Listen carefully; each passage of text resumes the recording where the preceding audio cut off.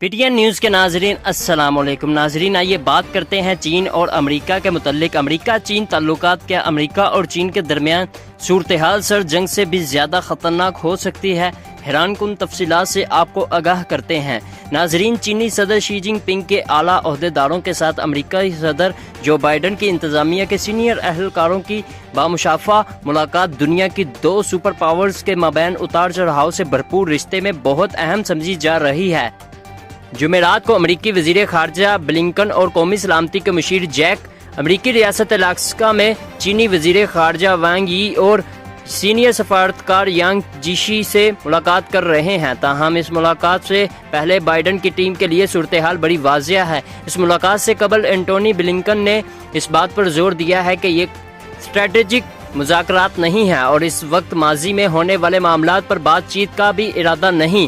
تاہم انہوں نے کہا ہے کہ اس سمت میں بات چیت کا دور اسی وقت شروع ہوگا جب امریکی خدشات پر چین کی جانب سے ٹھوس پیش رفت اور ٹھوس نتائج سامنے آئیں گے۔ پچھلے کچھ برسوں سے امریکہ اور چین کے مابین تعلقات میں مسلسل کشیدگی آئی ہے اور کہا جاتا ہے کہ ماضی میں اتنے بڑے تعلقات کبھی نہیں تھے اور ممکن ہے کہ ان میں مزید خرابی ہو۔ امریکی قومی سلامتی کے مشیر کے عہدے پر تقرری سے قبل سویلان اور بائیڈن نے اعلیٰ ایشیا کے مشیر کرٹ کیمبل کے ساتھ اموار خارجہ کے میگزین کے لیے ایک خصوصی پیغام لکھا، جس میں انہوں نے کہا کہ اب چین کے ساتھ مذاکرات کا دور اب مکمل طور پر ختم ہو گیا ہے اور اب صورتحال کچھ یہاں تک پہنچ چکی ہے کہ امریکہ اور چین کے تعلقات کو نئی سرد جنگ کے طور پر دیکھا جاتا ہے، جو کہ نصف صدی قبل امریکی اور روس کے درمیان کشیدہ تعلقات کے حوالے سے ہے اور جس نے 20ویں صدی کے آخری 5 دہائیوں میں عالمی تعلقات میں ایک بڑا اہم کردار ادا کیا تھا۔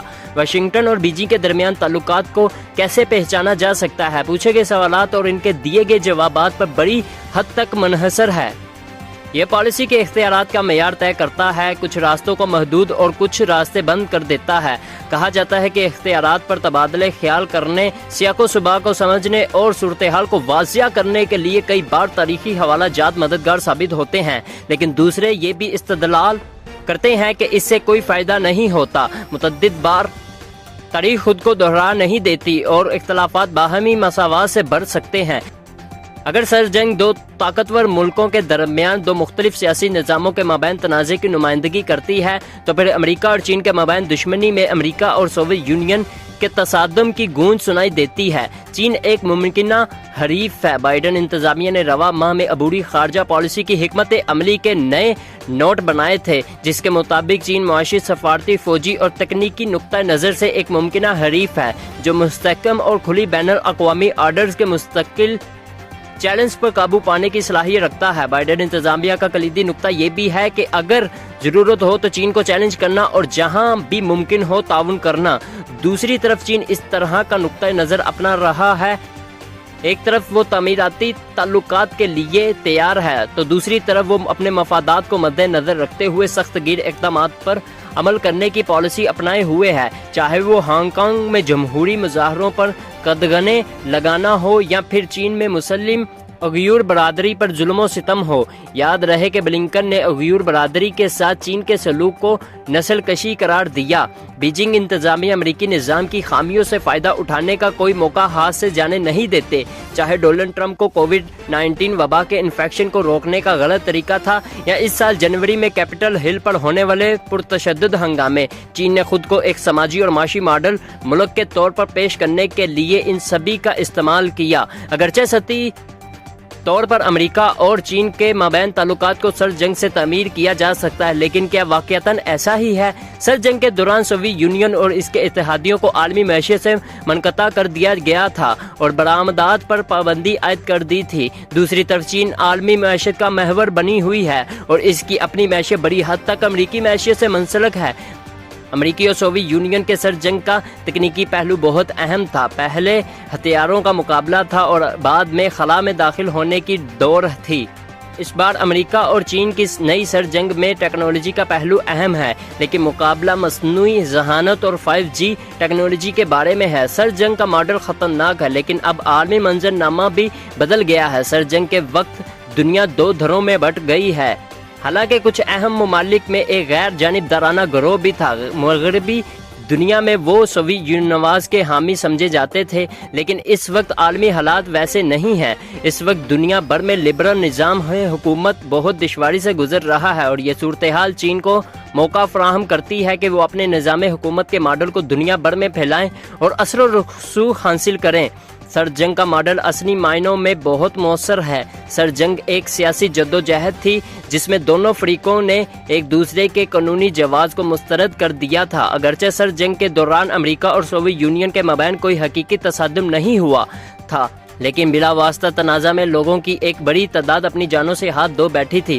حتمی تجزیے میں سوویت یونین کے نظام کو شکست کا سامنا کرنا پڑا، اور اب یہ نظام تاریخ میں درج کر لیا گیا ہے۔ اس وجہ سے بہت سارے خدشات ہیں کہ امریکہ اور چین کے مابین تنازع کے دوران جنونی نظریے کے بارے میں دونوں اطراف میں غلط فہمیاں پیدا ہو سکتی ہیں، اور چین کسی ممکنہ شکست کے خطرے سے بچنے کے لیے کسی حد تک جا سکتا ہے۔ تاہم چین سوویت یونین سے کہیں زیادہ طاقتور ہے۔ سوویت یونین اپنے دور عہد میں ہی امریکی جی ڈی پی کے 40% تک پہنچنے میں کامیاب رہا تھا۔ اس کے ساتھ ہی چین نے جی ڈی پی کو اتنی ترقی دے دی ہے جتنی چند دہائیوں میں امریکہ نے کی۔ چین نے ان حریفوں میں سب سے زیادہ طاقتور ہے جن کا مقابلہ امریکہ نے 19ویں صدی میں کیا ہے۔ آنے والی دہائیوں میں یہ دونوں ایک دوسرے کی طرف ایک ہی پوزیشن پر رہیں گے۔ سرد جنگ سے زیادہ خطرناک صورتحال، ویسے یہ ہمارے دور کی لازمی دشمنی ہے۔ پرانے محاورے اور جھوٹے تاریخی حوالوں کو ایک طرف رکھنا چاہیے۔ حقیقت میں یہ سرد جنگ 2 کی صورتحال نہیں ہے، یہ اس سے زیادہ خطرناک صورتحال ہے۔ چین کئی میدانوں میں امریکہ کا سب سے بڑا حریف ہے، اور اب تک چین عالمی سپر پاور نہیں بن سکا۔ وہ ان علاقوں میں امریکہ کے لیے ایک بہت بڑی حد تک فوجی حریف ہے جو اس کی اپنی سلامتی کے لیے بھی اہم ہے۔ چین امریکی صدر بائیڈن کے لیے ایک پیچیدہ مسئلہ ہے۔ ان کی اپنی خارجہ پالیسی کے اہداف چین کے ساتھ تنازعات کی صورتحال کی طرف اشارہ کرتے ہیں۔ چین ایشیا بحر الکاہل کے خطے میں موسمیاتی تبدیلی اور استحکام کے لیے تعاون کی توقع کیسے کر سکتا ہے، جبکہ چین پر بہتر کاروباری پالیسی، جمہوری اقتدار اور انسانی حقوق کو برقرار رکھنے کے لیے دباؤ ڈال رہا ہے۔ یہ ایک طرح سے اسٹریٹجک مقابلے کو منظم کرنے کا تبدیل ہونے والا ہے۔ دونوں ممالک کے مابین مقابلے کو نہ تو کم سمجھا جانا چاہیے اور نہ ہی اس کے مبالغہ آمیز کرنے کی ضرورت ہے۔ یہ تصور بھی کیا جا رہا ہے کہ چین ابھر رہا ہے اور امریکہ پیچھے ہے، لیکن یہ ایک کمزور جملہ ہے جس میں حقیقت کا انحصار موجود ہے، لیکن یہ پوری تصویر نہیں ہے۔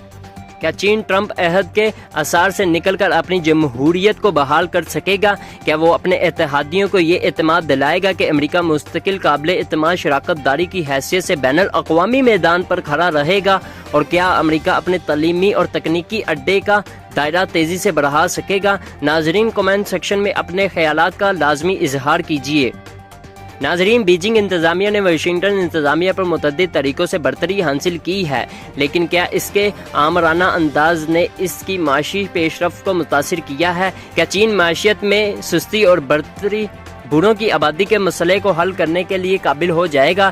اور کیا چین کی کمیونسٹ پارٹی طویل عرصے تک چین کے عوام کی حمایت اور اعتماد حاصل کرتی رہے گی؟ دوستو، ہمارے چینل کو سبسکرائب کر دیں تاکہ ہماری آنے والی ویڈیوز بر وقت آپ تک پہنچتی رہیں۔